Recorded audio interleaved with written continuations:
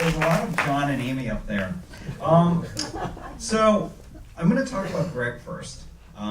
Gregg's early work with Three Willing People in the Night, Love Week, and No Despair reflect a black and white imagining of a lost Los Angeles culture of artists that no longer exists today.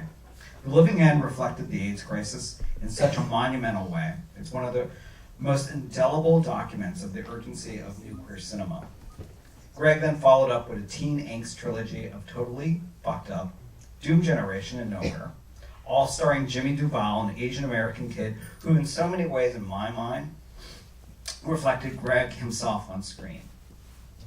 His critically acclaimed adaptation of Scott Himes' Mysterious Skin, where young Joseph Gordon-Levitt also reflected a young Gregg Araki, is actually notable for really being able to capture the essence of that novel. Unlike his previous work, that was one of the first times Gregg worked adapting a piece that wasn't originally written by him. Following that, he did Splendor. No, Splendor was actually before that, but he did Smiley Face, Kaboom, White Bird in a Blizzard, accompanied by a load of TV. The visual that we're going to show now is Kenzo, a piece that he did for Kenzo. But it's a piece that was a bit of a follow-up in a way for Nowhere, and I'm going to have Gregg kind of explain it before we show the clip. Yeah, this is just I just thought it was a fun thing to show. Instead of just the clips, I did this short film for Kenzo last year. It's like a 5-minute long thing, and they basically came to me and like saying I could make a short film of anything I wanted, and I had to use their clothes, but their clothes were like amazing, so it was kind of a win-win for me. And I did this short film of I had written a script years ago of a film I did, Nowhere. I wrote it as a TV series, and there was a script of a sort of sequel to it, and so I shot a scene from that, and that's this little short. Okay, you want the clip?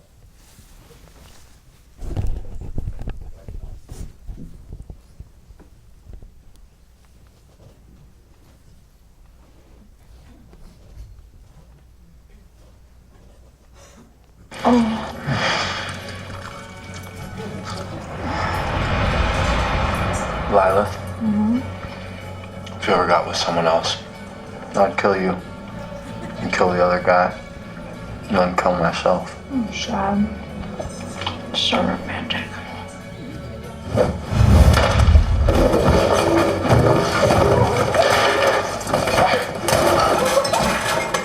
Come on, Dark. Don't pout. Why can't you just be faithful and true? Why do you have to get with everyone in town? Why do you have to make things so complicated? I love you. You love me. We're too young to be a boring old married couple picking out matching tombstones. It's like one of those glass half full, half empty situations. Can't you just be my glass half full kind of guy? Oh, crap. I gotta drive my mom to Silver Lake to get her navel pierced. No. Puppy. There will be plenty time for snogging later. Love you.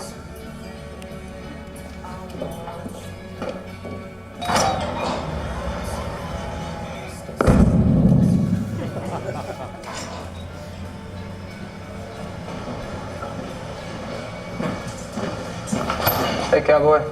Hey, what's the matter with you? Oh, well, I just saw Mel. You let her walk all over you? Yeah. What about you? Look like you just saw a ghost. Yeah, I think maybe I did. What do you mean? I mean, is it possible to be so sad that your brain actually melts? What happened? I saw Bart. What? He was in a white convertible cruising down Santa Monica Boulevard. That's impossible. It must have been someone who just looked like Bart. No, it was Bart. Okay, I know it. Oh, man. It's like we're in some kind of bad dream, except we're awake.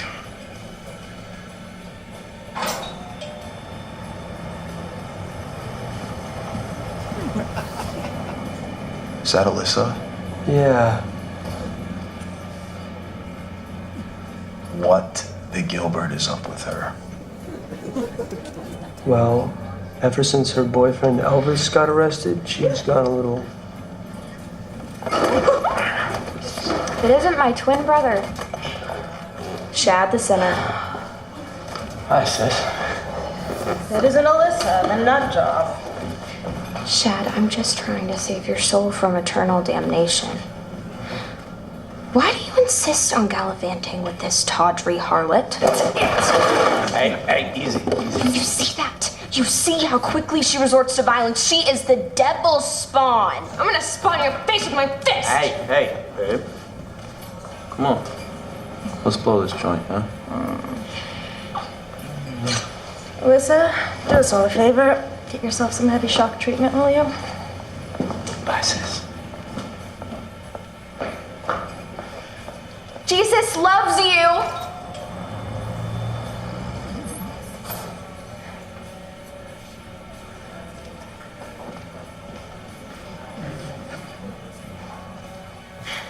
Good morning, boys. Hey. What's up? Alyssa? I'm doing just fine. Thank you. Have either of you prayed today? Praying is like your very own direct dial line to Jesus. And you can chat with him anytime you want. Isn't that awesome? You should check it out. Our Lord is super cool and wants to save your soul and stuff.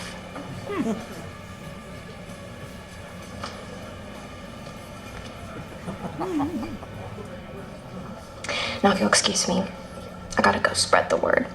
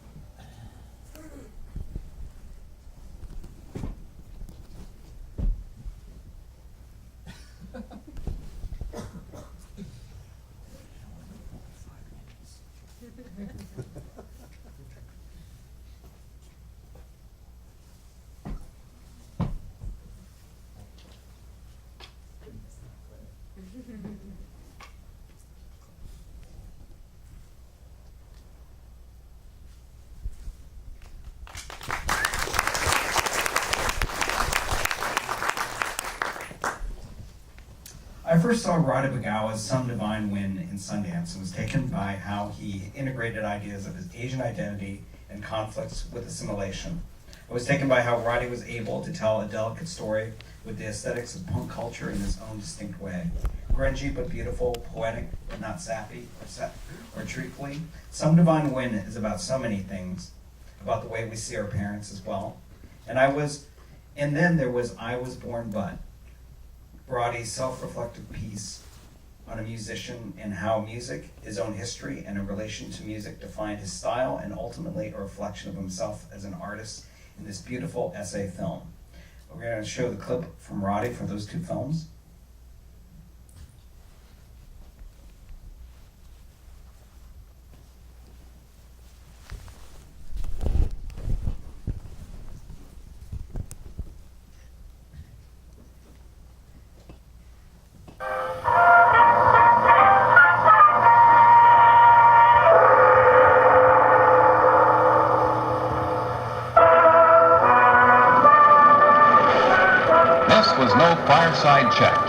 On this day, Franklin Delano Roosevelt's message to the nation changed the lives of Number 130 million Americans.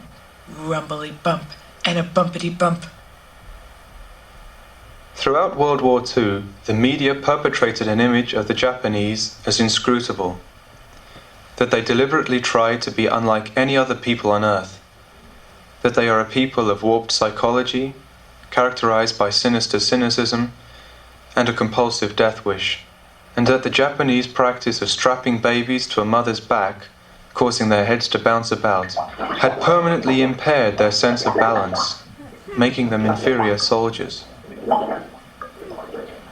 Unlike depictions of the Nazis as evil people, the Japanese were constantly portrayed as vermin, apes, insects, yellow monkeys, and snakes.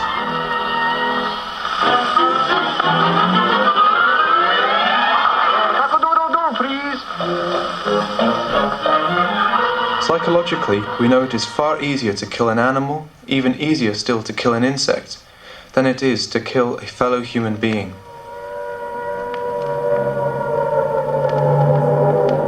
One US official publicly declared that the breeding grounds around Tokyo must be completely annihilated.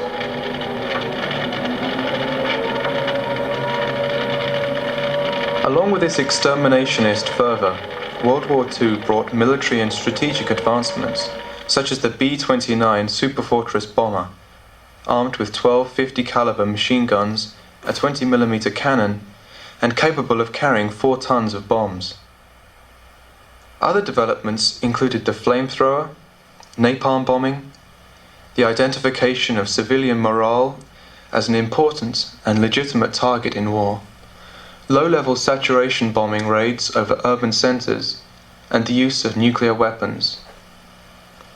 On August 6, 1945, a plutonium atomic bomb with a force equivalent to 20,000 tons of TNT was exploded over Hiroshima. 3 days later, a second bomb was detonated over the city of Nagasaki. In Hiroshima, 80% of the city was destroyed, and 130 to 150,000 people were killed. Atomic bomb casualties at Nagasaki were between 60 and 80,000. After the defeat of the Japanese, President Roosevelt suggested, quote, "They should be encouraged by every means possible to procreate and intermarry with other races to overcome the 2,000-year gap in the development of their skulls," unquote.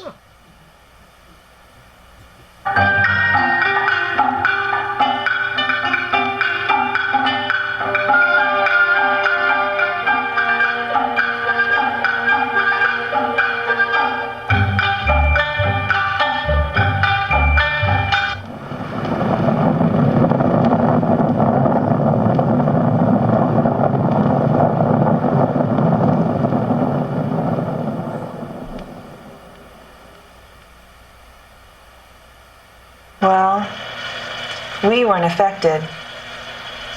But Daddy doesn't like to talk about the past at all.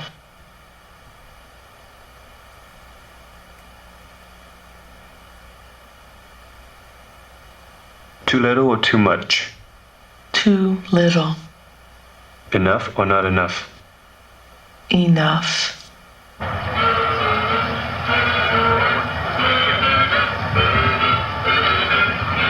We have a request from a lady who would like to speak to anyone who served on the island of Canton during World War II.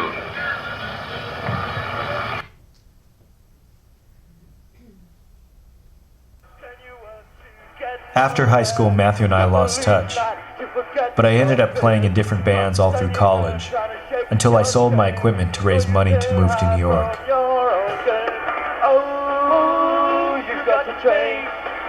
Got to follow the crowd like me. Take a place in me, forget your dreams.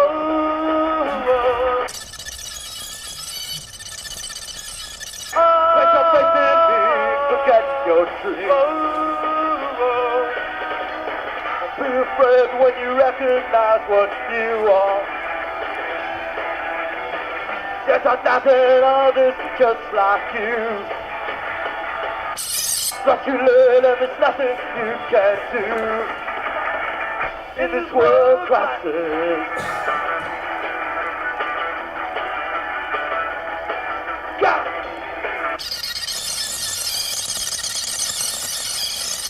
Next is the song that Mark and I wrote. Ain't political.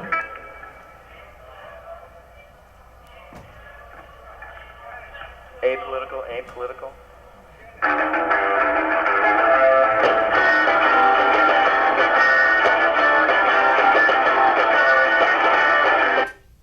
The last box of photographs contained something I didn't expect.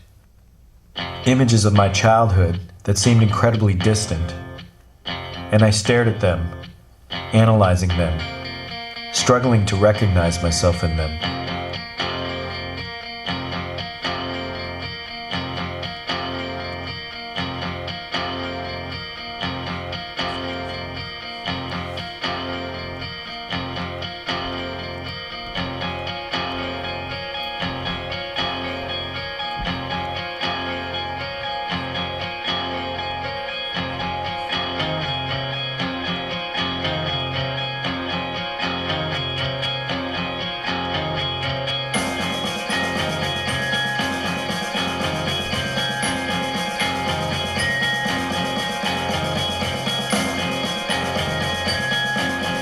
Looking at the photos, I realize how much they rely on context to fill in the blanks, establish the story.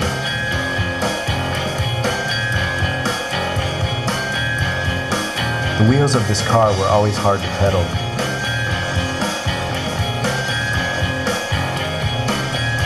I don't remember this jacket, other than that it was bought on a family trip to Tijuana. My father was one of the coaches of my Little League team. The V on our hats is for Venice. I played second base and was a pitcher. I have thick black hair. My friends and I wear only Hang Ten shirts and Levi's cords. I am 12 years old. I have no image of myself. I have shoulder-length long black hair. My mother pleads with me to get a haircut. This is a Polaroid that Jason took of me in his apartment. But wait a minute. Stop tape.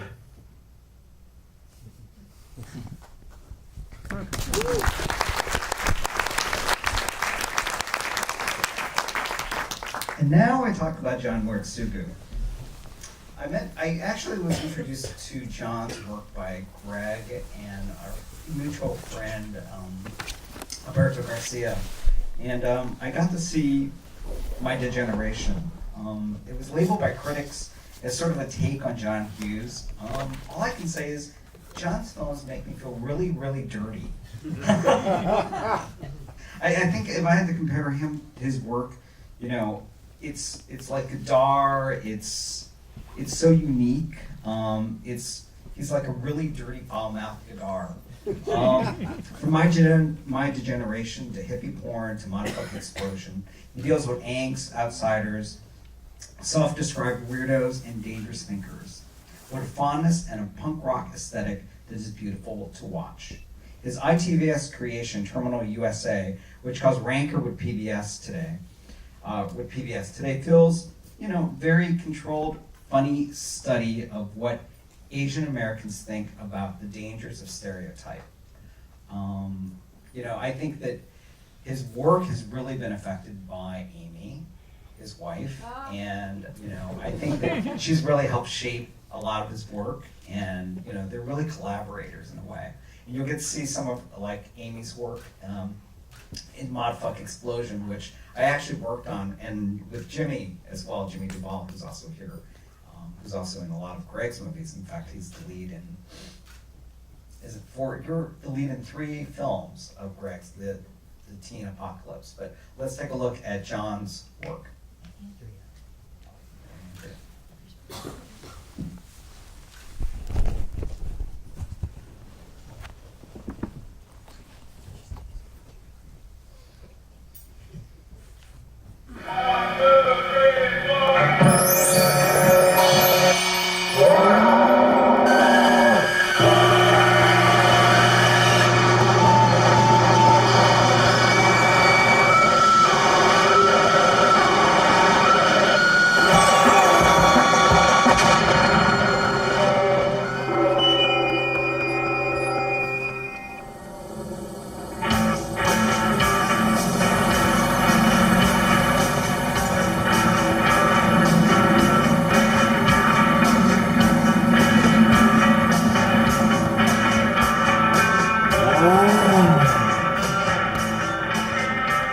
Hello.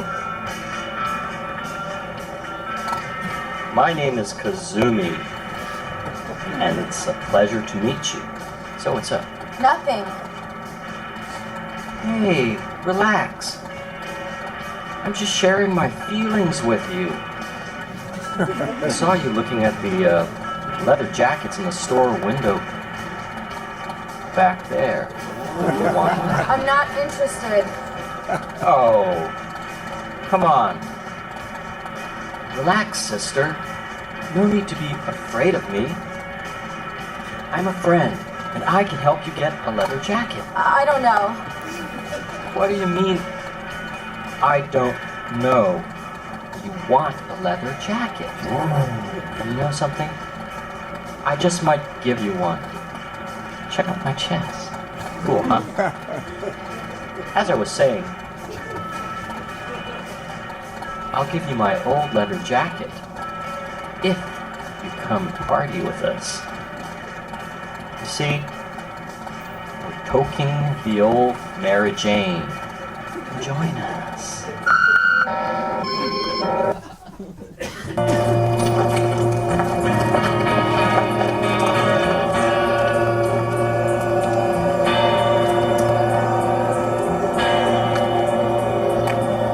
Hey, complete yellow diarrhea. Excuse me, Hunan chicken. You ride motorcycle? Vroom, vroom. Me act real cool for a creepy chink.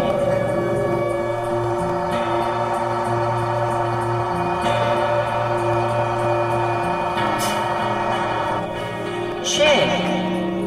Who are you calling Chink? I'm no Slatanese, Chinkanese, Chinaman, yellow boy. I'm a Jap, see? We're all Japs, including my retarded fuckface friend over here.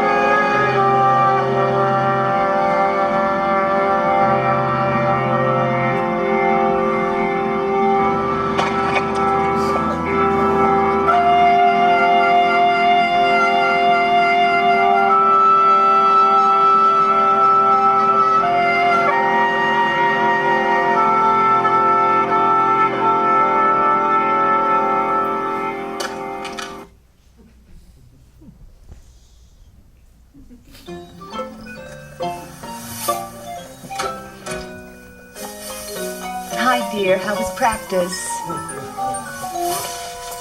I fell down twice. I swear I'll never learn the routine. Kazumi got into his dream college today. Here's the acceptance letter. Big deal. I'm sure he's more interested in screwing that bitch girlfriend of his. Eat me, slut! You are queen of the high school whores! Shut up! At least I'm not president of the National Pusher Society. Holly Kazumi, cut it out! Why can't you two be more like your brother Marvin?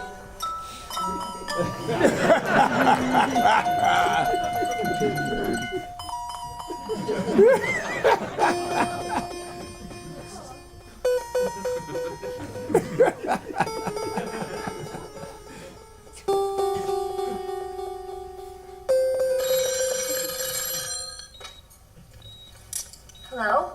Hi, Holly.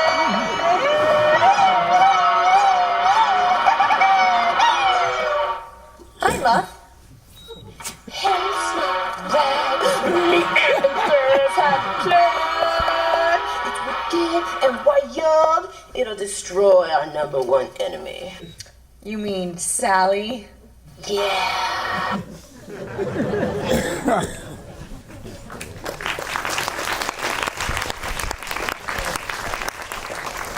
I'd like to bring Gregg, Roddy, and Jon up to the stage.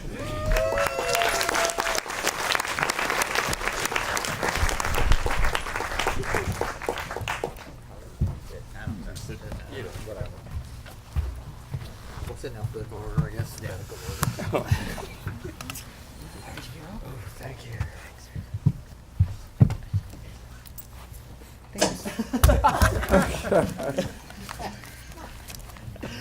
Thank you, servant. Here you are, Marcus. Well, this is a collaboration that happened about 10 years ago, where we tried to meet up and do this talk in San Francisco. It was very successful with only one problem. Roddy was not able to make it due to a blizzard and missed his flight. So we did it without him, and we spoke glowingly of Roddy, and we did it for the Asian American Festival in San Francisco. And it was really well received, and I guess there was an idea to redo this panel again with Roddy in attendance. You know, I've known these guys, and they've been my really close friends, and we always stay connected somehow. It's amazing that, you know, I don't know how these three actually got to meet each other on the festival circuit. I don't know the actual. I remember exactly. Well, Yeah, not exactly. But they have stayed connected and been friends since the late 80s. And it's really kind of an amazing thing because, you know, in the way this world works and the industry works, you know, often we don't stay connected and lose contact. And we've always managed to, you know, stay friends. One thing I guess I'm going to just talk about just the basic things I guess we all want to hear is, you guys are all very kind of different in terms of style as filmmakers. And yet the one thing that kind of links you together is music. And, you know, I want to hear from each of you how music has affected your work as filmmakers and how you kind of integrate that work into your movies and what kind of music inspires you. Let's start with Gregg. Me? I find, is this on? Hello? Oh, now it's on. Wait. Oh, yeah, it's working now. I find it kind of funny that I guess everybody's in a band except for me. Just like everybody's writing a book except for me. It should just be the two of them. I don't know. Yeah, we were all very influenced and interested in sort of punk rock, new wave, alternative music. I mean, I think that was the thing that sort of bonded us all together. We did meet at like an Asian American film festival in New York with Daryl Chin, right? Yeah. Yeah, and he sort of like introduced us all as like the three weirdos. That it was a festival of a bunch of kind of very Asian-y kind of movies, and then there were these three weird young guys that had these weird movies, and that's how we sort of bonded originally. That was like New York, 1989 or something like that, I believe. That's it. But yeah, we were all very influenced by punk rock music and that sort of DIY aesthetic, and just the idea of sort of kind of freedom from sort of top 40 mainstream America. But Gregg, you know, talking specifically, you know, your movies, they all have such a strong soundtrack. I mean, they're all. I always feel that that it's such a strong part. It becomes part of the atmosphere. It becomes part of the. It's almost as important as a set for you, the way that you set your movies. I mean, like in Three Bolder People in the Night and Long Weekend of Despair, your two black and white films, which, you know, really capture. It's really about Los Angeles. You know, your films are very kind of Los Angeles centric. But I want you to talk more about how you work with music in terms of when you think about it and how you integrate it into the movie. My music has always been a huge inspiration for me. I listen to music when I write. I'm just constantly like influenced and sort of inspired by it. And that's one of the reasons why, you know, Mysterious Game is the first book or first outside material that I adapted. And it was because Scott Hahn, the writer of that book, is also very influenced by Cocteau Twins and a lot of the music I listen to. So there was a very much a sort of synchronicity of both of our sensibilities, and just the tone of his writing is very much tonally like some of my movies.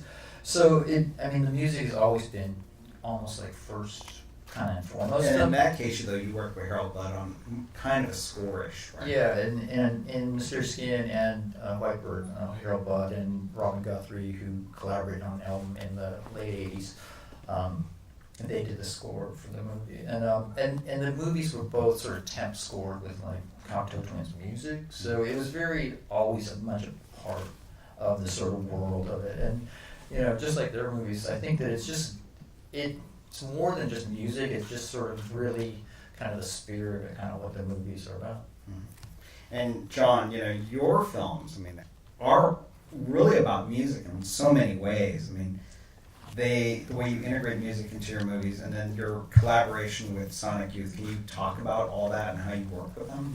How have you done other collaborations with musicians?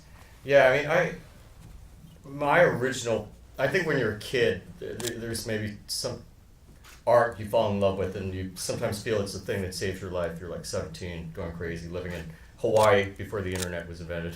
And for me, it was like just hearing like hardcore bands from mainly out of LA and California on a radio show on the college station for 3 hours every Friday night. And so this really stuck with me. I've always loved movies, loved literature, blah, blah, blah. But it was music that was something that I felt sort of like was my secret best friend. And so when I started